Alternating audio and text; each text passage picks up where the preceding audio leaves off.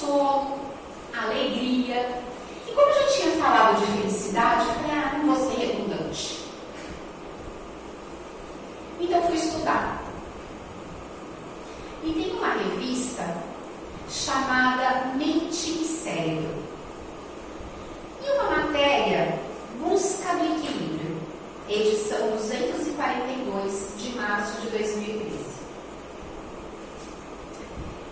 Eu já vim aqui certa feita e falei para vocês da pirâmide de Maslow, porque a minha formação primeira foi de administração de empresas, isso é muito corriqueiro. Para quem não conhece Maslow, eu vou contar para vocês rapidinho. Diz que o indivíduo, o ser humano, ele tem uma pirâmide de necessidades. A básica são necessidades fisiológicas. Então, o que a gente procura primeiro? Comer. Né? Se a gente está com frio, a gente quer se vestir. Se a gente está no sereno, a gente quer se abrigar. E aí, à medida que a gente vai suprindo, essas necessidades vão subindo. E na matéria, eles falam, bom, está na hora de estudar mais. E as universidades, então, foram buscar por que a gente não se sente saciado? Por que a pirâmide de Maslow, que lá tem tudo que a gente precisa para chegar no topo da pirâmide, ainda não nos deixa plenamente satisfeito, feliz? Então eles, como todo estudo, a gente aprofunda, a gente melhora, a gente desmembra. Então eles refletiram que nós temos dois grandes tipos de necessidade: as físicas e as emocionais. E como nós estamos ainda engatinhando no aprendizado, tanto que há uma matéria recente, tem aí uma década, né? Estão desdobrando os estudos. Quem aqui já não se pegou assim, ai, quero comer um doce? Quero comer um doce. Aí você come o doce e fala, tá até gostoso, mas está me faltando. E a matéria, ela explica que às vezes nós não identificamos, não diagnosticamos qual é a nossa necessidade. E a gente confunde. Às vezes a gente acha que é uma coisa, quando é outra. Então o estudo desmembra ainda mais sobre motivações. Porque afinal as nossas necessidades, elas têm motivo. Então a pirâmide de Maslow, ela está organizada por motivações. E o estudo então diz que nós temos motivações intrínsecas, de dentro, e motivações do meio, extrínsecas. Lógico que o estudo é longo, eu vou tentar pincelar, você vai dizer que isso tem a ver com o evangelho. Vou chegar lá. Na motivação intrínseca é do indivíduo, é o que ele realmente quer. É quando ele se identifica e sabe o que ele precisa, e sabe o que ele gosta.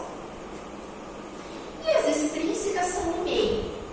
Eu vou fazer uma parte aqui.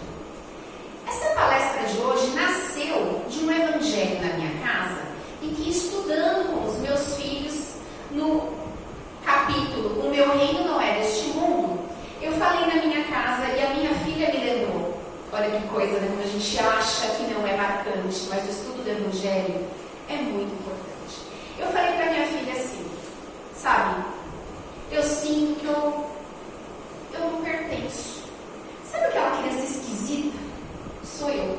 Desde a época da escola, e pega ônibus para a faculdade, e vai trabalhar, todo mundo fala assim, essa é esquisita. Eu falei para minha mãe, mãe, mas é ruim alguma coisa. Porque o povo fala, eita menina esquisita. Sou eu. E ser esquisito, estava eu estudando, gente, é um desafio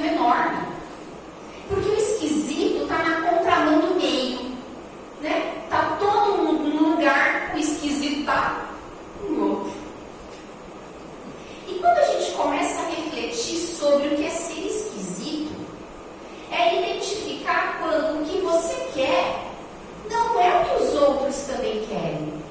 E tudo bem. Ser esquisito não é um problema. Eu ainda falei para minha mãe, eu falei, mãe, você não sabe a força moral que tem que ter um esquisito. E ela deu risada.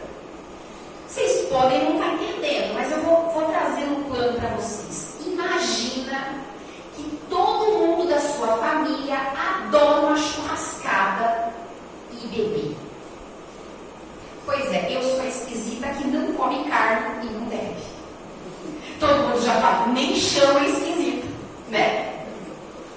Na escola, gente, quando tinha aquela rodinha cheia de gente penteando o cabelo e passando maquiagem e arrumando a bolsa. Gente, eu não conheço marca de bolsa nenhuma, nem de roupa, nem de grife. Eu vou contar um segredo para vocês. Eu não sei nem me maquiar. Olha que bicho esquisito. Não dá para participar de uma roda de conversas. Só que eu sempre olhei isso de um lado muito negativo. Assim, nossa, mas eu não me enquadro. E aí falei para minha filha, né? Meu reino realmente também não é desse mundo. E aí, estudando, eu percebi que esse abismo emocional, essa sede que não passa, essa fome que não passa, quando a gente se sente insatisfeito, a gente faz, estuda, trabalha, conquista, corre atrás e fala, mas por que eu não estou sentindo aquela alegria? Por que eu não estou sentindo aquela satisfação? É quando as minhas motivações intrínsecas, o que realmente me faz bem, o que realmente eu gosto, o que realmente eu quero, eu nem sei. E eu acho que eu quero, eu acho que eu gosto, o que o meio quer, o que o meio gosta. Então, por que eu estou falando do carnaval? Porque é uma festa cultural. E parece que se você não gosta do carnaval, você é esquisito. Gente, eu gosto de samba.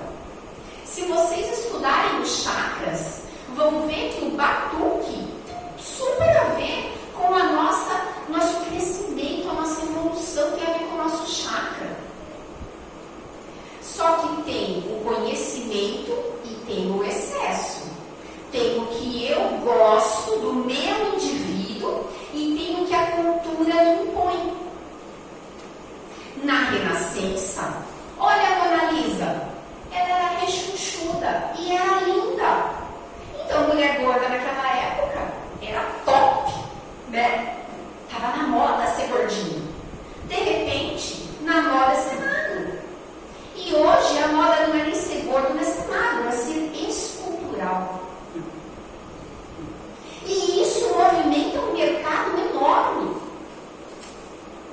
Então, até onde eu tenho livre-arbítrio de escolher o que eu quero, o que eu realmente gosto, e o que vem sendo bombardeado e implantado na minha cabeça, do que é bom, do que é bonito e do que me trará felicidade. O que me trará bem-estar.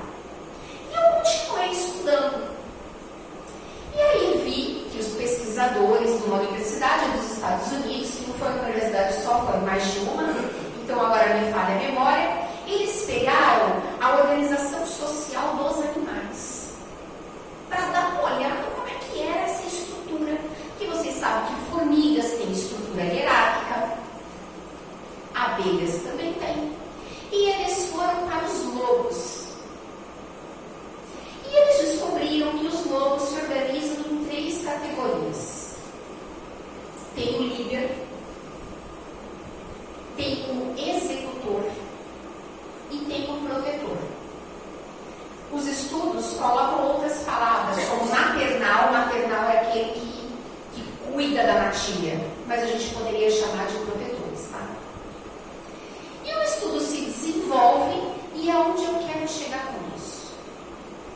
Nós, enquanto indivíduos, nós temos talentos, nós temos gostos e temos habilidades que nós vamos desenvolvendo ao longo das vidas, porque nós não tivemos uma só. Então, vou me aproveitar de Mário Sérgio Cortella, que na sua obra diz: nós não nascemos prontos, nós vamos nos aprontando ao longo da vida. E trazendo para a versão espírita, nós vamos nos aprontando ao longo das encarnações. Nós vamos nos reconhecendo, aprimorando, melhorando. E é por isso que as nossas necessidades físicas, da matéria, do corpo, se misturam com as nossas necessidades emocionais. Porque agora nós estamos começando a olhar para a nossa psique, olhar para a gente. Só que a gente fica naquela briga entre, mas será que o que eu quero é o que o outro, é o que o meio espera de mim? Então, voltando à matilha, tá? Se você é um líder nato, e eu não estou dizendo de liderança no sentido de mandar nos outros, não, mas ter aquele pensamento gerencial de todo, olhar o potencial de cada um e saber aonde cada um deve estar, se sacrificar por aquela equipe, por entender exatamente o papel de cada um. Então você é um líder nato. Mas para você chegar na liderança, você teve que ser um bom executor, né? Você teve que pôr a mão na massa. Só que há pessoas que o que realmente faz feliz, o cerne, a sua habilidade maior, o que lhe traz alegria, é pôr a mão na massa. E de repente ele faz aquilo tão bem, ele produz com tamanha satisfação, que vão falar para ele: pô, você pode ser o dono da empresa. Você sabe o que você está fazendo, você faz muito bem. E aí, todo mundo socialmente entende que ser dono da empresa é o topo. Mas não para ele, cuja alegria estava na capacidade de construir e produzir. Mas ele não identificou isso mesmo. E ele acha que ser feliz é ser o dono da empresa, é ser o líder. E ele chega na liderança e ele fala: por que eu não sinto a alegria? Nossa, quando eu estava lá no chão da empresa, eu achava que estava no ar-condicionado, com a mesa cheia de papel. Ia ser onde eu ia me encontrar, ia ser onde eu seria feliz. Mas não é. E ele se pergunta: mas o que falta na minha vida? O que falta na minha vida? Falta você olhar para dentro. Falta você parar de achar que a sua felicidade está no que o meio determinou que é a sua felicidade. Há outro tipo de pessoa. Há aquelas pessoas que elas gostam de estudar, de produzir conhecimento. É um curioso. Ele tem alegria na descoberta. E quanto mais ele descobre, mais ele quer saber.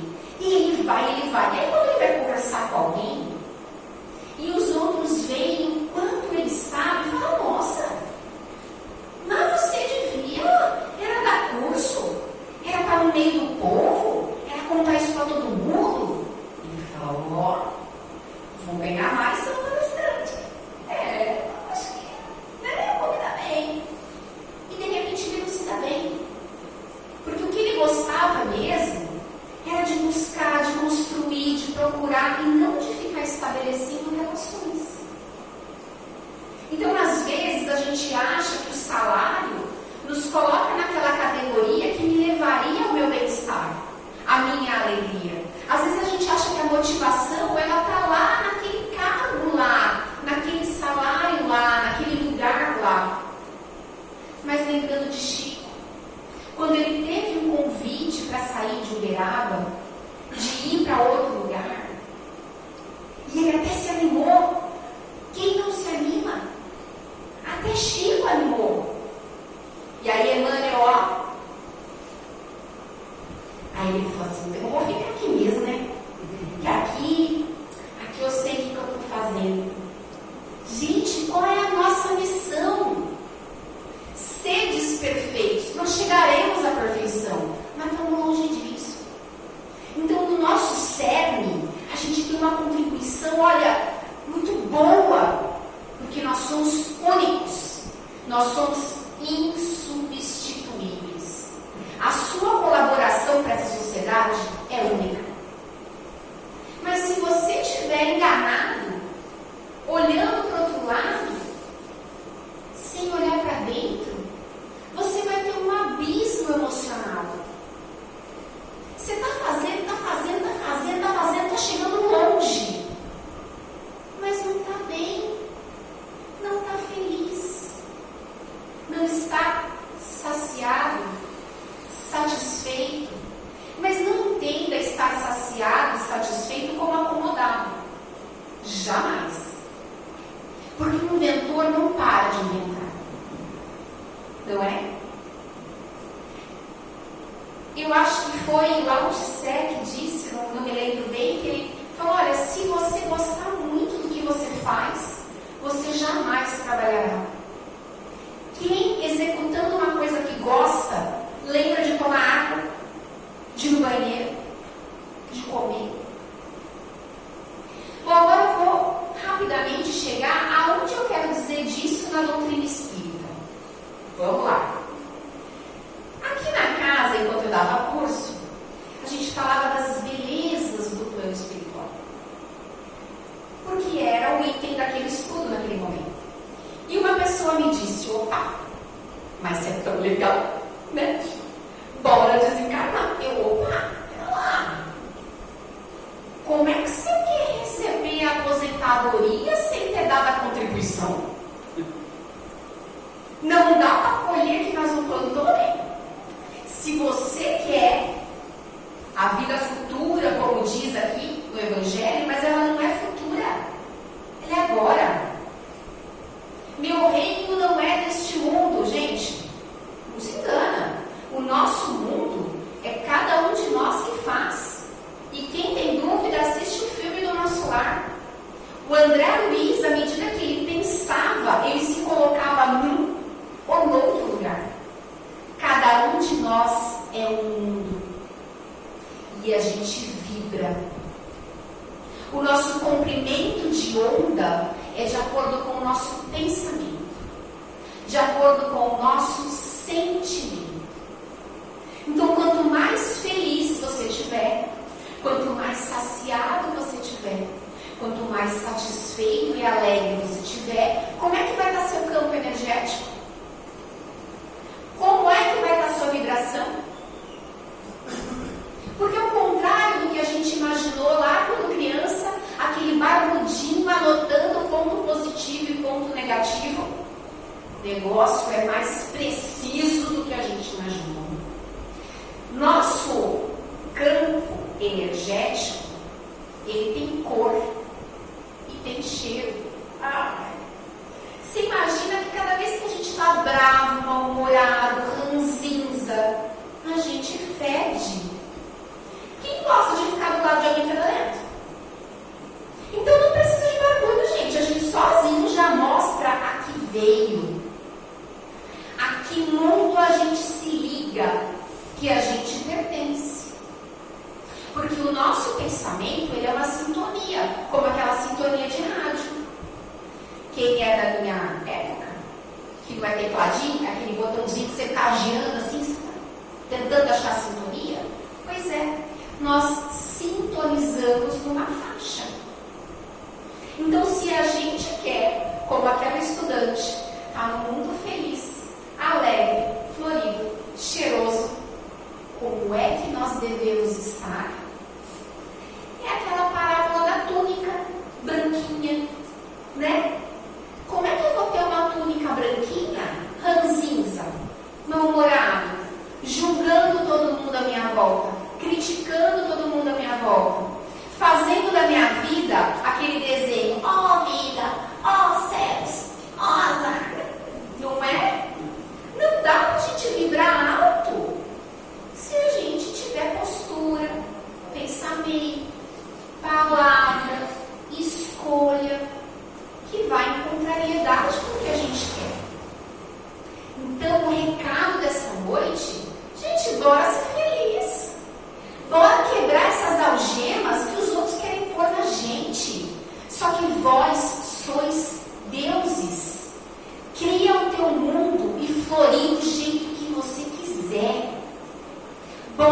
ler, estudar e só fazer coisas que edifiquem a nossa alma. Se é sair no bloco de carnaval, pode sair no bloco de carnaval.